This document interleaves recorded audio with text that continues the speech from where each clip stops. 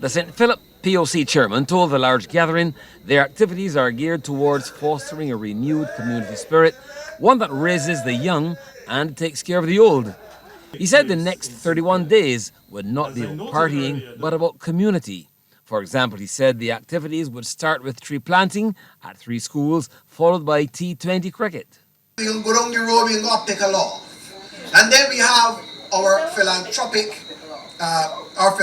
event, where we are focusing now on our old people, the persons in the district hospital, those on whose backs each of us are able to sit here comfortably and drive our fancy SUVs and live in our beautiful homes, many of whom don't even have a license, but those who are often forgotten.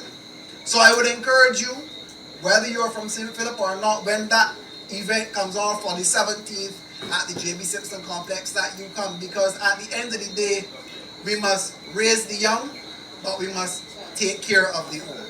St. George South MP Dwight Sutherland said volunteerism was the high point of the efforts of the POC in St. George, and the event has left lasting memories.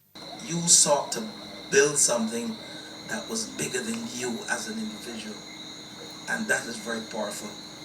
And I said, community service is really glamorous. Sometimes it goes unnoticed.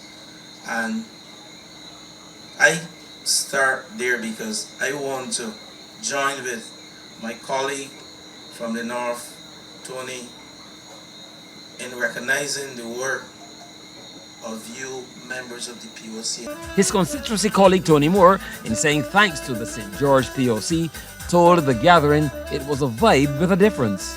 How things have been structured according to these themes, I think is not just fortuitous, but I think that it was structured in a kind of way because you can't have sugar without the land.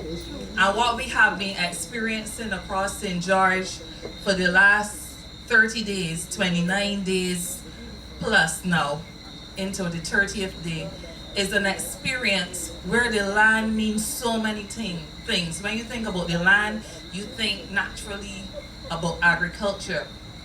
And when you think about agriculture, what's indigenous to Barbados? It has been sugar.